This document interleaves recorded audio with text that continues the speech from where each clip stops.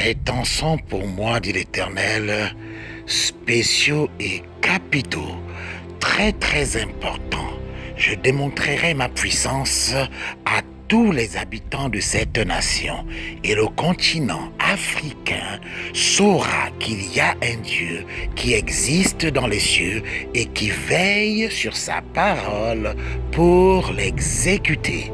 Je viens me mouvoir d'une façon spéciale et surnaturelle, et tout œil verra l'œuvre de mes mains au travers des hommes et des femmes sur qui repose cette mission, celle de témoigner de mon existence comme jamais elle n'a été témoignée, celle de délivrer les captifs et guérir toutes sortes de maladies et d'infirmités.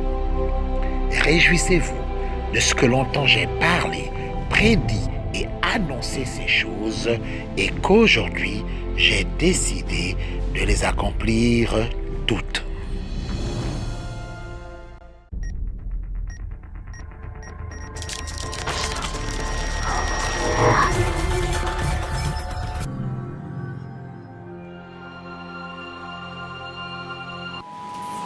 Le vent de la grâce et du jugement arrive. Dieu vient délivrer puissamment, je vous assure, et sans le secours d'une main, tous les captifs de nos différentes familles. Amen. Quel que soit le degré, le niveau de la captivité, je dis, le vent de la grâce qui arrive va vous libérer totalement. Amen. Parce que c'est Dieu, le Saint-Esprit, qui envoie ce vent, alléluia, pour vous libérer, pour vous délivrer. Tu as été au chômage, je ne sais pas pendant combien de temps. La grâce te sera accordée dans ces temps de percer. De trouver un emploi juteux.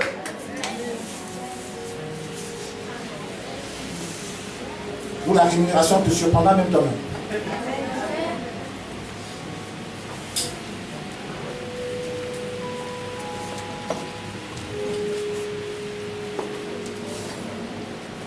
Je souhaite, c'est ma prière, qu'au sortir d'ici, ou bien même encore à la fin de notre rencontre, nous puissions chacun pour sa part, je ne sais pas si c'est bien dit, nous repentir pour la toute dernière fois, j'en ai dit ça comme ça. Et quand on rentre à la maison, on enlève un peu tout ce qui se trouve là-bas chez nous. Et qu'on arrête ces choses-là. Et qu'à la prochaine rencontre ici, par exemple, c'est un exemple pour était ma théorie, à la vérité de l'évangile, par exemple, ceux qui prient ici, et pour vous qui priez ailleurs, c'est valable pour vos assemblées respectives. La prochaine rencontre, c'est quand ici? La prochaine rencontre, c'est quand ici? Lundi, mercredi. Ah ok, tout enseignement. Revenez ici mercredi en nouveauté de vie.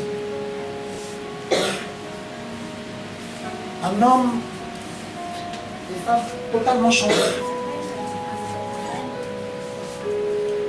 Ayant décidé en toute âme et conscience de faire entièrement et à 100% confiance au Seigneur Jésus.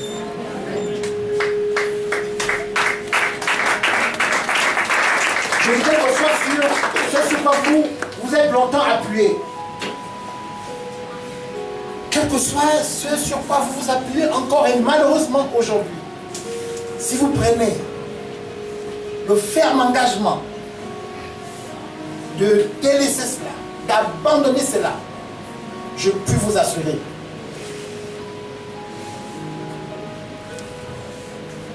alors que vous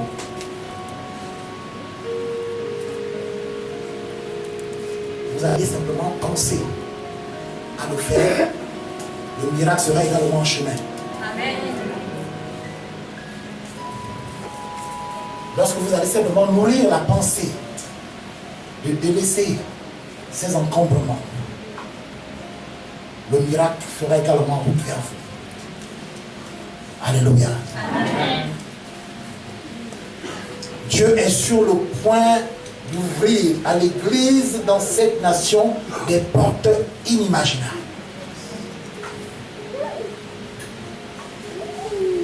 Je bénis le Dieu Tout-Puissant et trois fois saint de ce que un homme, de ce qu'une certaine personne à qui l'on pourrait, n'est-ce pas, donner, on va dire ça comme ça, ne serait-ce qu'un temps soit peu, le nom prophétique de Joseph sera positionné stratégiquement au palais royal. Je peux vous assurer que les choses ne seront plus les mêmes à l'échelle nationale. Mais ce temps aussi arrive. Il va y aller bientôt. Je ne sais trop là où il se trouve, mais je dis, je sais qu'il y a quelqu'un sous peu, et par la grâce du vent qui arrive, qui sera bientôt affecté là-bas, quelque part, au niveau de la grande maison du bord de mer, afin d'aider le roi à prendre de bonnes et véritables décisions pour diriger et conduire le pays. C'est ce vent de la grâce qui amène ces choses. Ce vent ne vient pas qu'avec de mauvaises choses. Alléluia. Et même, permettez que je vous dise qu'il vient avec beaucoup plus de bonnes choses que de mauvaises. Amen. Alléluia. Amen. Tout dépend justement de notre positionnement. Sur quel pied nous lançons.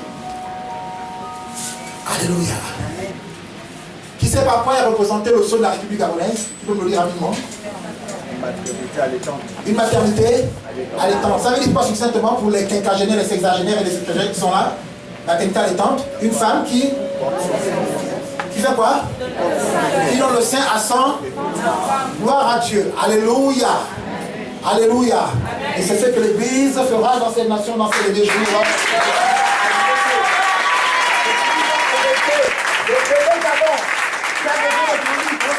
Alléluia. Alors que notre démocratie est encore fragile,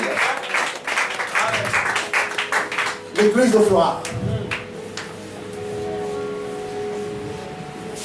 Et j'y vais plus loin en vous disant de la part du Seigneur dont je suis de mauvais serviteur dans ces derniers jours. Et c'est aussi et seulement lorsque cette maternité allaitante, dont cette femme, n'est-ce pas, qui allaite, alléluia, alléluia, amen. Alléluia, amen. Oui, va être symbolisée, on va dire ça comme ça.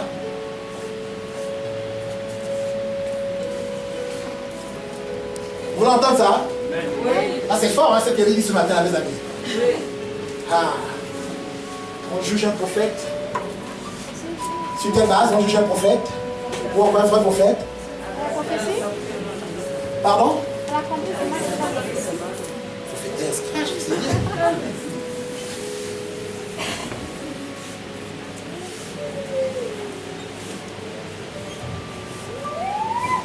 La femme, c'est l'image de l'Église, n'est-ce pas?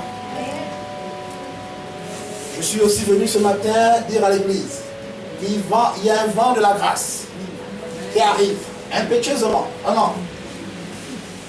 Et ce vent de la grâce se manifestera, on va dire ça comme ça, pendant ce second septennat d'Ali Bongo Ondimba, le président de notre République, alors que ce monsieur qui est actuellement Premier ministre, chef du gouvernement, fait un travail remarquable. C'est un vrai serviteur de Dieu. Il est fidèle, n'est-ce pas, à celui qui l'a nommé, on va dire ça comme ça, à ce poste ô combien prestigieux et de responsabilité. Il est loyal à ce dernier. Il est vraiment loyal, le Premier ministre actuel. Il est dynamique. Il ne cherche pas son intérêt à lui, mais il cherche l'intérêt national. Alléluia. Il se bat comme il le peut. Et il n'en demeure pas moins.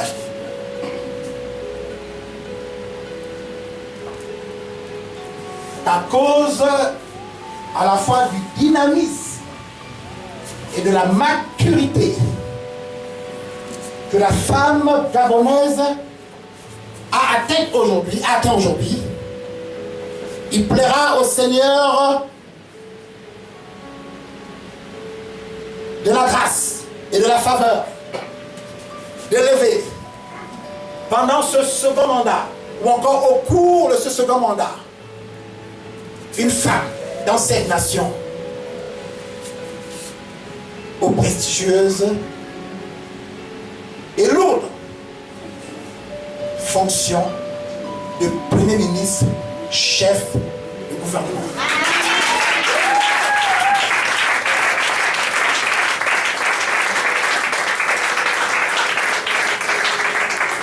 Alors, c'est lorsque cette femme,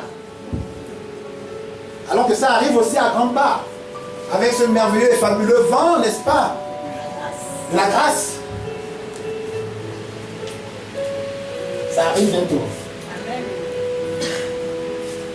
Une femme dans ce pays, pas vice-premier ministre, comme ça a été longtemps le cas, à l'époque de l'ancien roi, et même peut-être, bon, lors du premier mandat, je ne sais plus trop, je ne suis pas de près cette actualité politique, du moins plus pour l'instant. Je me concentre beaucoup plus à autre chose aujourd'hui, à écouter toutes ces choses-là. Bon, pas forcément de gros mensonges, mais je ne dis pas toutes ces choses-là.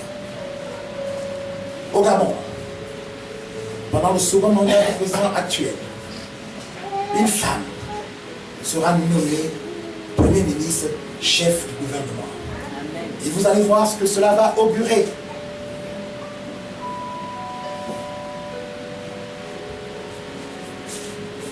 Ce n'est pas négligeable pour autant, même si ce n'est pas aussi assez important.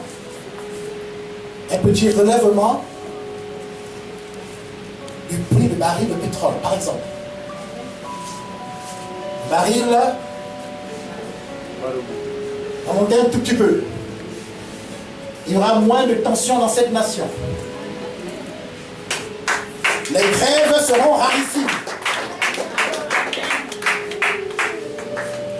Les revendications et tout ce qui va avec, alléluia, que nous avons, vous et moi, déploré pendant une bonne période ici dans ce pays.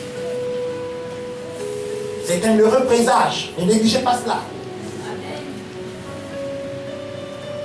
Lorsque je ne sais trop à quelle période du mandat du chef du pays, nous allons entendre le remaniement ministériel. Ouvrez grandement vos oreilles comme cela.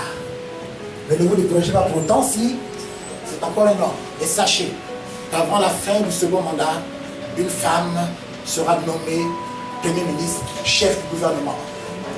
Où que vous vous trouverez, s'il vous plaît, bénissez Dieu, louez son nom, parce que je vous dis de la part du Seigneur dont je suis le serviteur, ce sera pour vous et moi, et pour la nation tout entière, un heureux et fabuleux présage. Ça va augurer de très très bonnes choses pour le bien de l'avenir de la nation.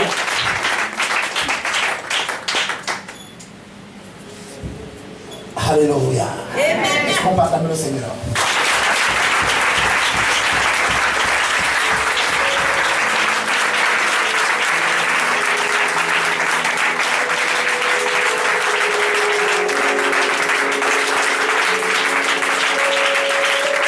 Alléluia.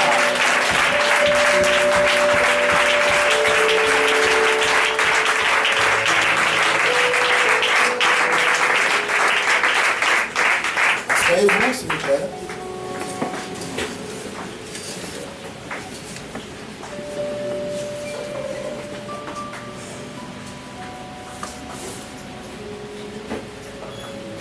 Proverbe 3, 31, verset 30. La grâce est trompeuse et la beauté est vaine. La femme qui craint l'Éternel est celle qui sera louée. En d'autres termes, nos fidèles ou encore l'Église qui craint l'Éternel est celle qui sera louée. Disons très rapidement, s'il vous plaît, au pas de course, quelques-unes, n'est-ce pas, les paraboles que le Seigneur a déclinées dans l'évangile selon Matthieu, s'il vous plaît. Lisons Matthieu, chapitre 13, versets 24 à 30, s'il vous plaît. S'il te plaît, à la page. Matthieu, chapitre 13, versets 24 à 30.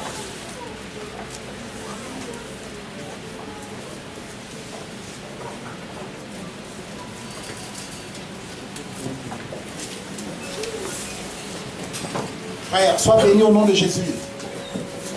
Quelque chose que tu n'attends pas est en train d'arriver à grand pas vers toi. Amen. Dans ce vent qui arrive avec l'impétuosité que je viens de voir sur ta vie, trois grâces excellentes te seront accordées, dont la première interviendra au mois de septembre, dit l'Éternel, le Dieu qui parle encore aujourd'hui. Reçois-le au nom de Jésus et acclame le Seigneur.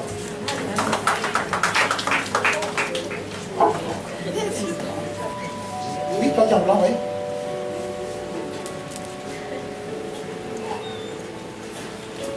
Matthieu 13, verset 24. Il leur proposa une autre parabole et il dit: le royaume des cieux est semblable à un homme qui a semé une bonne semence dans son champ. Écoutez attentivement, s'il vous plaît. Mais pendant que les gens dormaient, son ennemi vint, sema de l'ivraie parmi le blé et s'en alla. Lorsque l'herbe eut poussé et donné du fruit, l'ivraie parut aussi. Les serviteurs du maître de la maison vinrent lui dire: Seigneur, n'as-tu pas semé une bonne semence dans ton champ? D'où vient donc qu'il y a de l'ivraie? Il leur répondit: c'est un ennemi qui a fait cela. Et les serviteurs lui dirent: veux-tu que nous allions l'arracher? Non, dit-il, de peur qu'en arrachant l'ivraie, vous ne déraciniez en même temps le blé. Laissez croître ensemble l'un et l'autre jusqu'à la moisson. Et à l'époque de la moisson, je dirais aux moissonneurs: arrachez d'abord l'ivraie et liez-la en gerbe pour la brûler, mais amassez le blé dans mon grenier. Il leur proposa une autre parabole et il dit: le royaume des cieux est semblable à un grain de senevé qu'un homme a pris et semé dans son champ. La parole de Dieu. Tu peux reprendre ça, s'il te plaît? Asseyez-vous si vous le pouvez, s'il vous plaît. Reprends la parabole en question.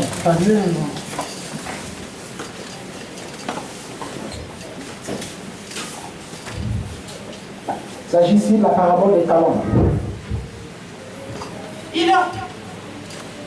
Matthieu 13, à partir du verset 24. Il leur proposa une autre parabole et il dit: le royaume des cieux est semblable à un homme qui a semé une bonne semence dans son champ. Le royaume des cieux est semblable à un homme qui a semé quoi? Une bonne semence dans son champ. Mais pendant que les gens dormaient, tu peux être ce champ, tu peux représenter ce champ. Mais pendant que les gens dormaient, son ennemi vint, sema de l'ivraie parmi le blé et s'en alla. Pendant que les gens dormaient, son ennemi vint et il sema quoi? De l'ivraie. Tu peux être ce champ-là, dans lequel le Seigneur a planté ou a semencé sa semence divine. Mais pendant que tu dormais, et pendant que l'Église dormait, ce qui, spirituellement parlant, était censé t'encadrer et veiller sur toi, dormait. Que s'est-il passé? Son ennemi vint. Sema de l'ivraie. Il sema de l'ivraie. Ça peut être l'amertume, ça peut être la colère que tu n'arrives pas à abandonner aujourd'hui. Etc.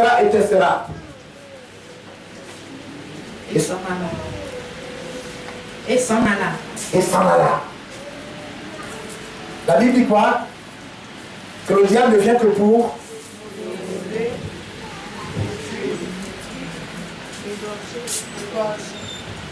dérober, voler. Le diable ne vient que pour dérober, égorger, détruire. Mais dites-lui en haute intelligence, vous avez peur. Vous êtes bien hésitant ce matin, qu'est-ce qui se passe? Dieu a pour chacun d'entre nous des plans de paix et non de malheur. Alléluia. Lorsqu'il nous a créés semblables à lui, alléluia, il a déposé un potentiel en nous. Alléluia. Nous sommes petits de dons et de qualités inestimables. À l'origine, lorsqu'il nous créait, évidemment, nous étions, on va dire ça comme ça, de bonnes personnes. Mais souvent, à cause de l'oisiveté qui est la mère de toutes les vicissitudes, les soucis, les problèmes de la vie, les turpitudes, etc., etc., nous nous sommes retrouvés à certains moments à des endroits où il ne fallait pas. Alors, quelqu'un d'autre que lui, bon, le Seigneur, est venu, est arrivé, il a la jalousie, c'est toi. L'animosité, c'est toi. La colère, c'est toi. Le vampire, la sorcellerie, etc., c'est toi. Ces choses, tu ne te les fais pas accomplir toi-même. C'est quelqu'un qui a semé cela en toi. Tu es le champ de Dieu. L'église est le champ de Dieu. Alléluia. Mais aujourd'hui, dans ta vie et dans l'église, il y a des ronces, il y a des épines, il y a toutes ces choses qui n'existaient pas, n'est-ce pas, à l'origine. Alléluia. La suite du pas, prophétesse. Verset 26. Lorsque l'herbe eut poussé et donné du fruit, l'ivraie parut aussi. L'ivraie parut aussi. Les serviteurs. Le blé est là. L'ivraie aussi. L'ivraie n'était pas perceptible. Il n'était pas visible.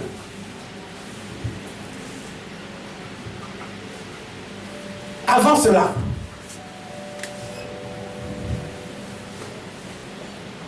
oui. Les serviteurs du maître de la maison vinrent lui dire, Seigneur, Seigneur, n'as-tu pas semé une bonne semence dans ton champ? N'as-tu pas semé une bonne semence dans ton champ? Tu es ce champ, je suis ce champ. L'église est ce champ. Alléluia. D'où vient donc qu'il y a de l'ivraie? D'où vient donc qu'il y a de l'ivraie? D'où vient donc, n'est-ce pas, ces états d'âme, ces jalousies récurrentes qui ne s'expliquent même et ne se justifient même pas du tout. Il n'y a pas de mot pour qualifier cette forte jalousie que tu exprimes presque au quotidien vis-à-vis, n'est-ce pas, de tes semblables, vis-à-vis, n'est-ce pas, de ton prochain. Sans parler de ces pratiques mystico-fétichistes, vampiristes et même sorcellaires. L'ivraie a été semée en toi. Par le diable qui a sûrement utilisé un ou plusieurs de ses serviteurs, comme Dieu utilise, n'est-ce pas, ses instruments aussi dans ces temps, n'est-ce pas? Et depuis la nuit des temps, souvent dans ces temps. Verset 28. Il leur répondit. Il leur répondit, ça c'est le maître qui répond, n'est-ce pas? Oui. Alors qu'ils ont voulu quoi? Ils ont voulu enlever l'ivraie. Oui. Il leur répondit, c'est un ennemi qui a fait C'est cela. un ennemi qui a fait cela. Et les serviteurs lui dirent, veux-tu que nous allions l'arracher? Non, dit-il. Non, dit-il. Le maître dit quoi? Non, dit-il. Le Seigneur dit quoi? Non, dit-il. Non, pas encore. Je fais toutes choses bonnes en mon temps. Éphésiens 3:11. Non, dit-il. De peur qu'en arrachant l'ivraie, vous ne déraciniez en même temps le blé. Oui. Laissez croître ensemble l'un et l'autre jusqu'à la moisson. Laissez croître ensemble quoi? L'un et l'autre jusqu'à la moisson. Et à le l'époque, bon et le mauvais. Le juste et le méchant. Le sorcier et le chrétien. Laissez croître les deux ensemble. N'enlevez rien. Laissez les deux au même endroit. Avoir accès au même repas spirituel quotidien. Aux mêmes faveurs, aux mêmes grâces, aux mêmes enseignements. Au même temps de prière et d'intercession. Laissez croître les deux ensemble. Laissez croître les deux ensemble. Vas-y. Et à l'époque de la moisson, je dirais au moissonneur, arrachez d'abord l'ivraie. Arrachez d'abord par le blé. L'ivraie. Arrachez d'abord l'ivraie. C'est cette ivraie que Dieu le Saint-Esprit, à travers ce vent de jugement, vient extirper dans ta vie. Vient extirper dans ta maison, viens expliquer dans ta famille, viens expliquer dans l'église, viens expliquer dans la nation. C'est le temps de la nation. Alors, on emmène d'abord, et bien évidemment, livrer. Alléluia. C'est livrer. Alléluia.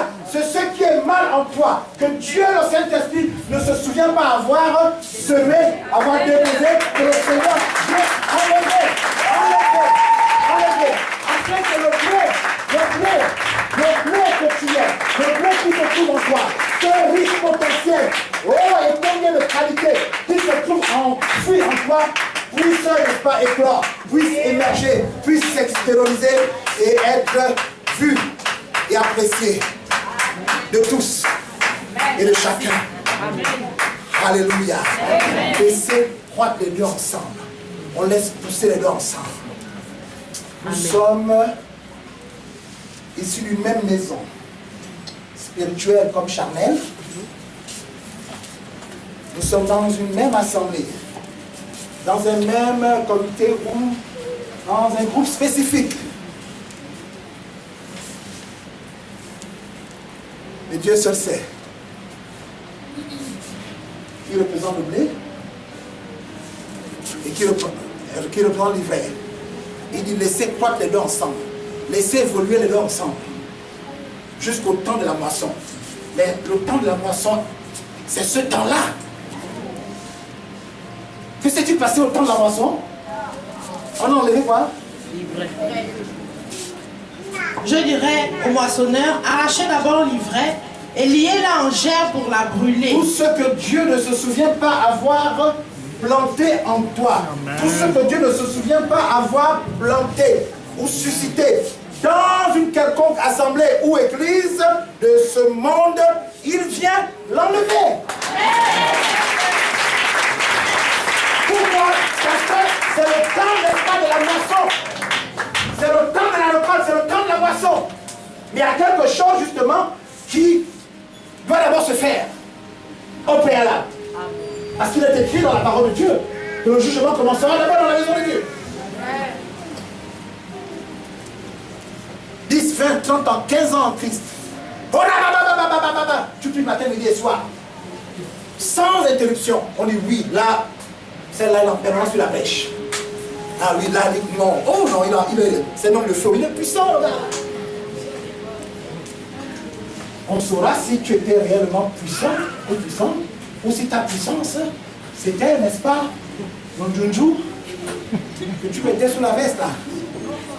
Quand tu fais ça, recevez.